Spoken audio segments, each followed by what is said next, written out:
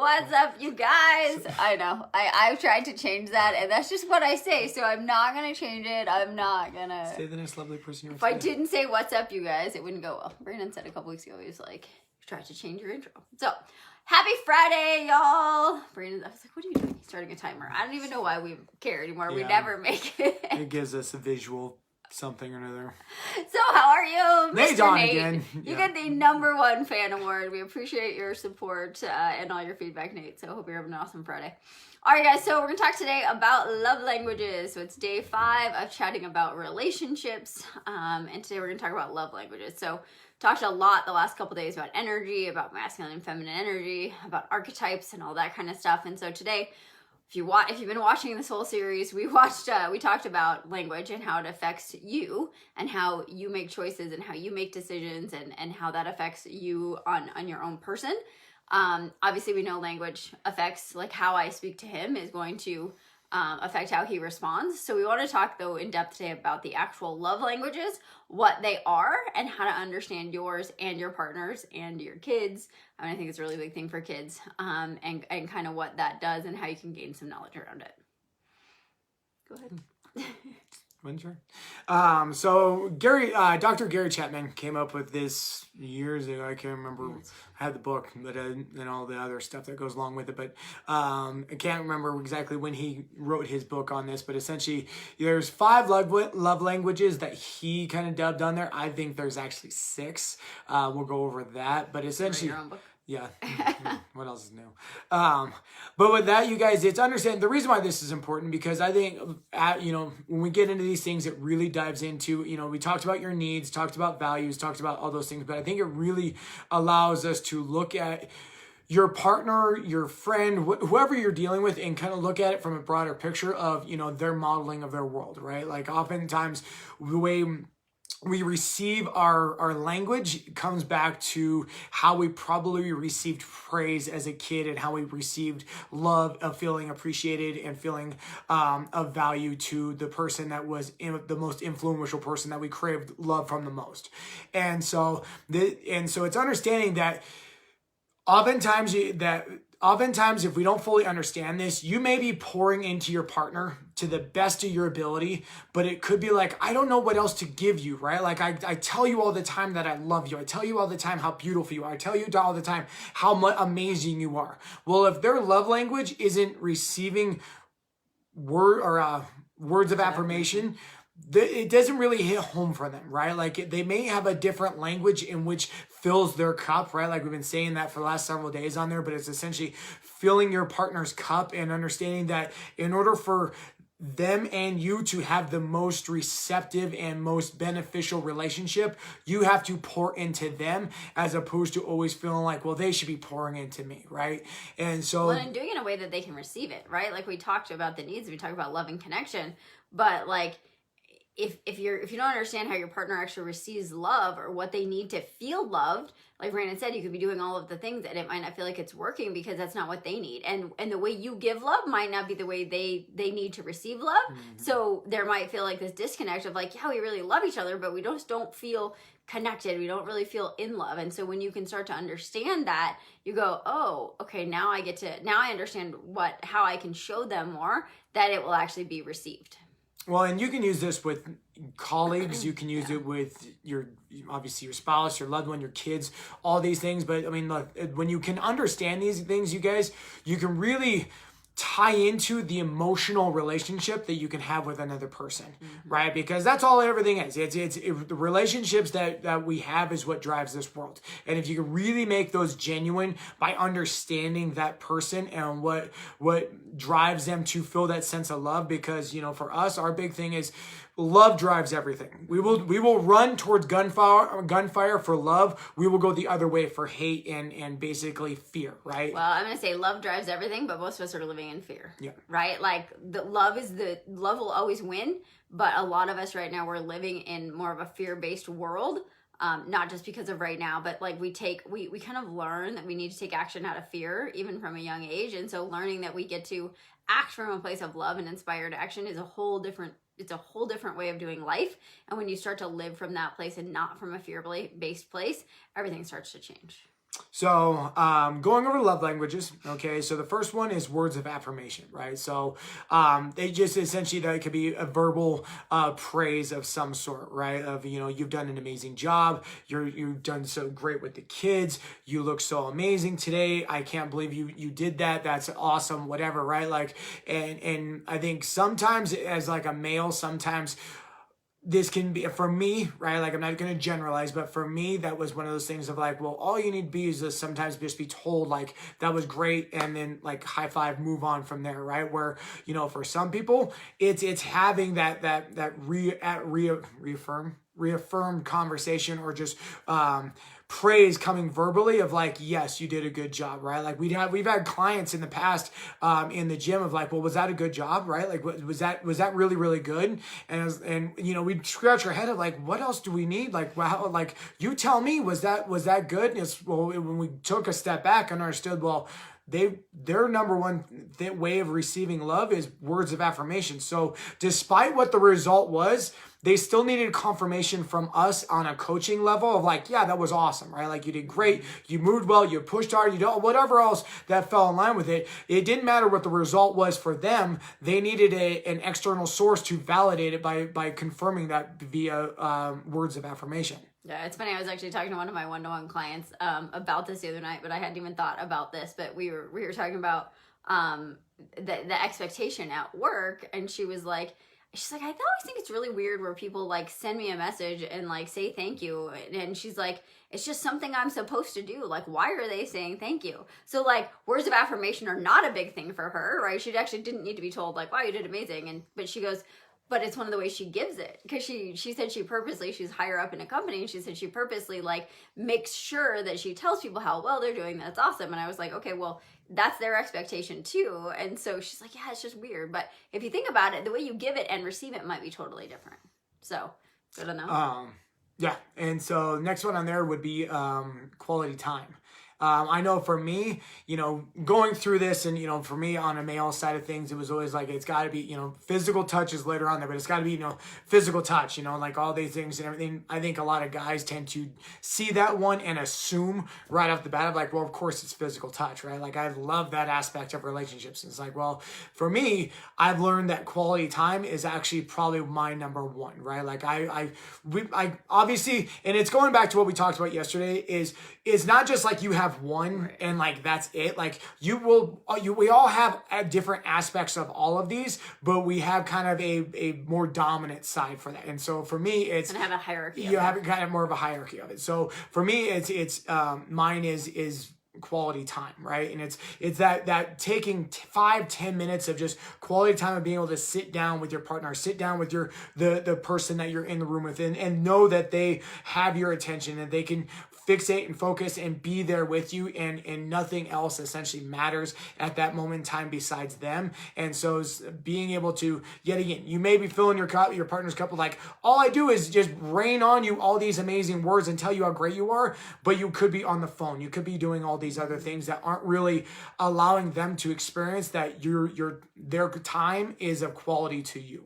Yeah, that's huge. So I'll tell you guys a story about all this later, but let's get through all of them and then I'll share that story. But I think that the quality time, right, you got to think about too how you feel about time, right? If one of your qualities is for you to be the happiest, you need time away and you need your own space, and your partner needs time with you, right? You've got to understand that you get to balance both of those, and you both get to say like, because for me, like my meditation time, that time is like super, super important to me, as is spending time together, but understanding that like you get to also say like, my time alone and my time to be with myself is just as important as it is with my partner, and then understanding how do you actually balance that in the real world.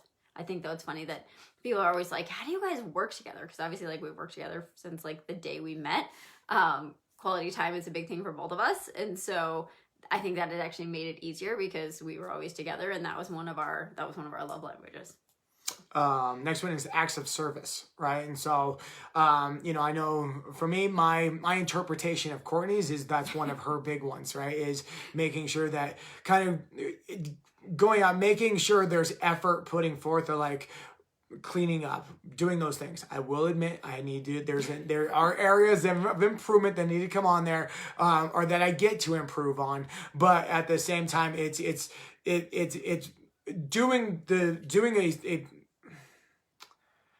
something that makes them feel loved, right? And so, okay, so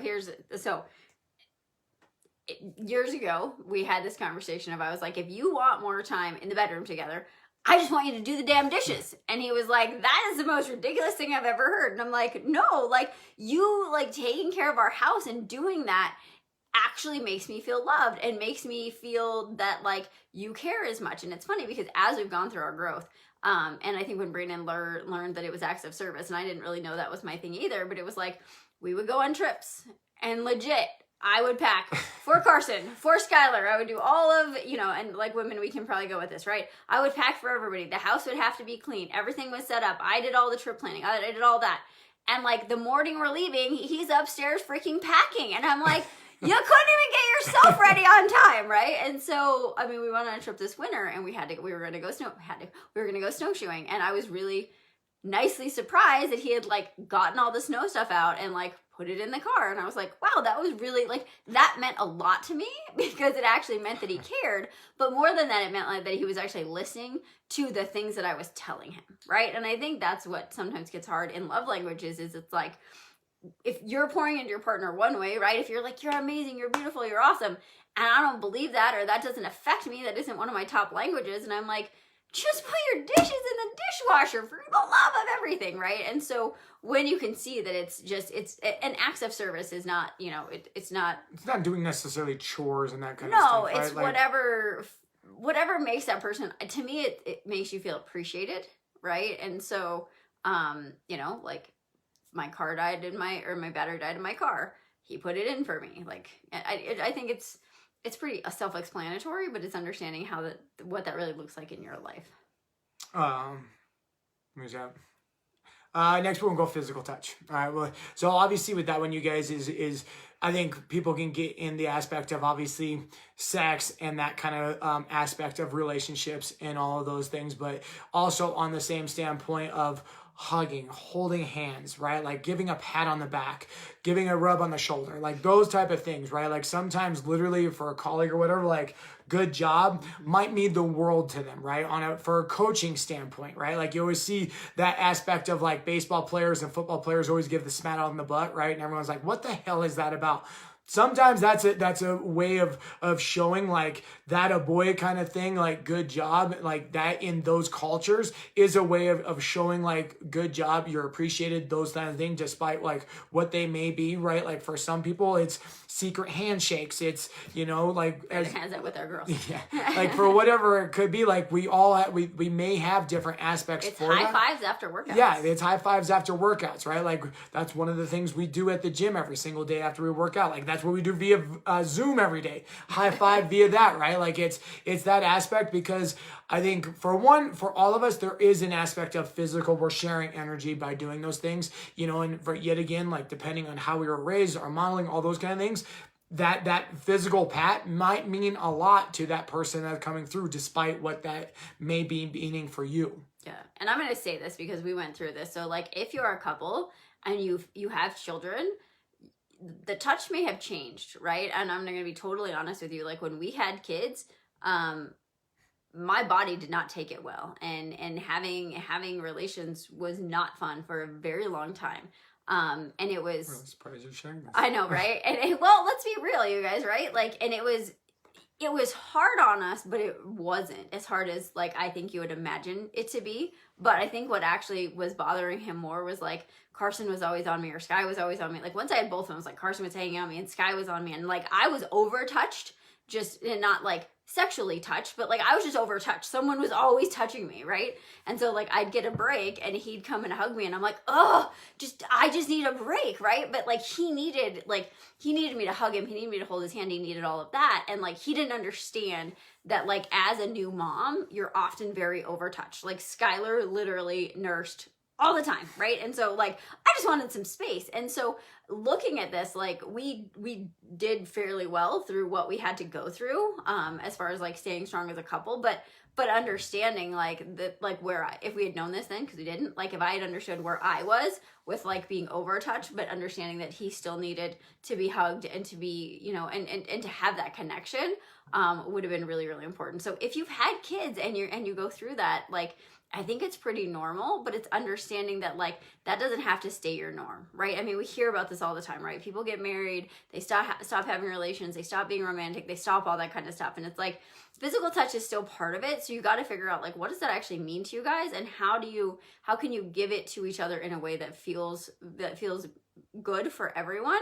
And not that we're like sex therapists, but like you've got to have this understanding of like what it feels like for someone to be loved and what they're going through. And like as new parents, now there's new people touching you, right? And so I wouldn't say that's one of my top ones. So like my threshold, right? Load versus capacity.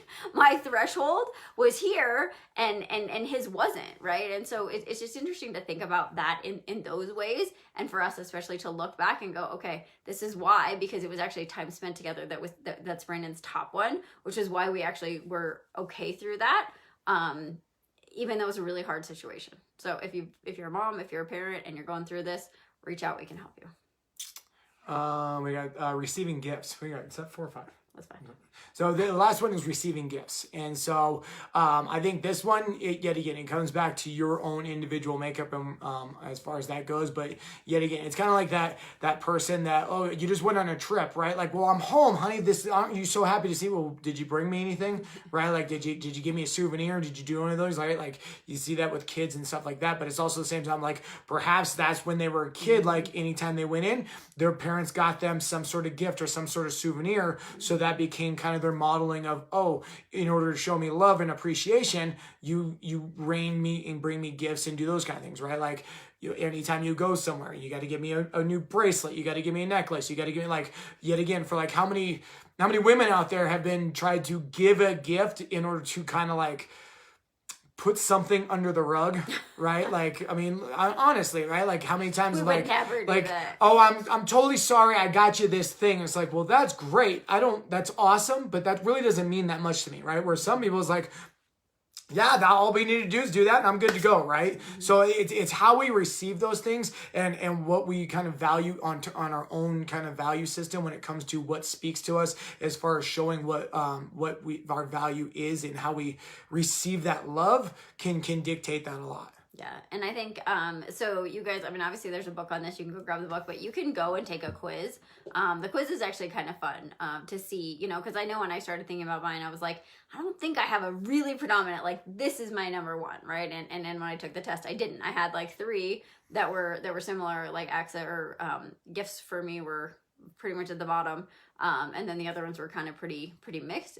I see that. Every time I've gotten her flowers, she's like, that's that awesome. That is not true. It's pretty much been like that. Like, oh, I appreciate they're pretty. They're going to die in like 3 days. That is not true. But I would rather probably have my house clean than have flowers. So let's be real. So you can go take that quiz. It's interesting to have your partner take it. I think there's a couples version online. Just search love languages and it'll pop up. But it's really something cool to go to do. And we've seen it with our children, right? Like, I'd say that's probably been one of the bigger helpers with the kids. Yeah, like Carson is definitely quality time. I would say Sky is physical touch. Like she wants you to snuggle her. Like that is her. I'd say that and acts of service. Because she service, always wants to help. Yeah. That's how she gives it. Yeah. And probably how she receives it. Well, and I think that's a way of kind of, if you don't know, right, like if you don't take the test and everything else, usually the way that you give it is also probably most likely the way that you receive or look to receive it. Yeah. So oftentimes if you're pouring out into somebody, if you're just raining words of affirmation or everything else, that probably also means that that's probably one of your bigger ones as far as looking to receive love that way, right? Like, so oftentimes like that can be an indication for you of like, well, I'm not sure. What do you typically do to others in order to pour into them? Another one is if you don't receive, right? Like if you don't know which one, maybe flip it a little bit of like, well, if I don't receive this one, which one kind of deturbs me a little bit more, right? Like deturbs. I don't think that's a word. I think Disturbs. Deturbs. I think deturbs. Deturbs is not a word, you guys. So I like upset you. Perturb and disturb is deturbs. Perturb. So we now have a new word. I'm gonna Siri that thing. But upsets you, right? Like it kind of ruffles your feathers a little bit if you don't get that, right? Like if you have somebody in the office or your significant other or whatever, and it's like all I want you to do is clean the dishes. All I want you to do is go out of your way and mow the yard. All I want you to do is pick up whatever. And I will say for most people, it's probably not, they're not doing it on purpose, right? Like they're not doing it from a conscious level, like, it's not important to you, whatever, right? Like, it's not important to me, that means it's not important to you, whatever. It probably just is an unknown for what's going on. But I think oftentimes if you're kind of on the fence of like, I don't know, if you don't receive it, what bothers you? Yeah, that's good. Nate, it's called the 5 love languages. So search like 5 love languages. And there's like 10 different variations I think he's written now. So, there's a bunch that will pop up. They're pretty cool. They're really kind of fun to go through. I mean, we could get into the whole personality types and all that kind of stuff too, which is really fun. But the love language one is super fun, just to understand for yourself. So, and then you can look back, right, and be like, okay, well, where in my life was I not getting that? Like, if there was a time where you were like super happy, you're like, okay, well, were those all being met? And a time where maybe you were like, gosh, that just didn't work. That boss didn't work. Like, that boss and I really butted heads. That relationship didn't work. Like, looking at like really what was going on, and then understanding that. So. Yeah. And I think so there's 5 that he came up with. I think the most important is this 6th one. And obviously that's Gary Chapman's, his is 5. I think there's a 6th one that to me, I think is more vital than all of them, which would be presence. Right. And so I think, you can tie this into quality time, but at the same time, like, you can give quality time, but that doesn't mean you're being present, right? Like you can give words of affirmation, doesn't mean you're being present. You can give a gift, it doesn't mean you're being present. You can have physical touch, right? Like you can have physical touch, you can be having relations, you can be having those things. It doesn't mean you're present, right? And so, and when you're not present, your partner, your colleague, your kids, whoever can feel that, because that's energy. That's an energy exchange of, no, I'm here with you in the moment, and this is vital to me, and I know that we're corresponding that way, right? Like when people walk into a room, I think it was the university, or I think Harvard scientists saw this, that people in a room can walk in, not know each other, but walk in, and within 5 minutes, their brain wavelengths start to mimic each other, right? And so when you have presence and you have that, your brain actually starts to mimic, or your chemistry starts to actually interact, right? And so bringing that into play, especially with a relationship, that brings it to the next level, and that makes that person, despite what type of relationship that is, know that they are vital and they are important to you. And so you can speak their language, you can do all these things, but I would say presence ties into all of them, and that would be kind of the mortar on the concrete, or the mortar on the bricks. That could be everything that ties it together, because you can give everything you want to your partner, but if they know that you're not being present, that really isn't being heartfelt. Yeah, I mean, I think like on the other side of that, you guys, presence is one of the biggest things you can learn just in general. We talk on the other side of the benefit of being present for yourself and being present in like what you're doing. And we say this all the time to our clients, like, if you feel like you're in hustle mode and you need to find some flow, you need to be present. You need to do one thing at a time, focus your effort there, be in that project, be in that thing, and you'll get 1,000 times more things done. And it goes with relationships, right? If you want your kids to listen to you, listen to them, right? Be present. And that's something I think that's so hard nowadays, because there's always things distracting us. But I tell you what, like when I learned to be present, because I was like, I have a lot of things I'm recovering from, you guys, right? Like perfectionist, control freak, but I was a multitasker always. I was always multitasking, and he used to get really mad at me, and he still does. Like, it's still something I'm working on, where it was like, he's like, you're not listening. And I'm like, I am listening, but maybe I'm looking at my phone. So I'm not being present. Even though I am listening, I'm probably not being present. But like when I started to say, you know what, I actually want to be present, my happiness went through the roof, because I was actually getting stuff done. I was actually feeling those relationships. I was being in all of those things, and like your happiness will go through the roof when you choose to be present. So give up that fear that like, if I'm not multitasking, I'm not accomplishing something. Because if you're multitasking, you're actually zero tasking. You're actually not getting any of that stuff done to the best of your ability. You'll feel like you got more time. You'll feel less stressed. You'll feel happier. Like if you can just learn to be present, your relationships will go up. Like that's a huge thing. We should probably do a whole live on being present. But really, really leaning into that will change a lot of things in your life. Mm-hmm. So, All right, you guys, thanks for hopping on. That got like all somber at the end, but we love you guys. We appreciate you guys. We'll be back tomorrow. Hope you guys have an awesome Friday, and we'll talk to you then. Thank y'all.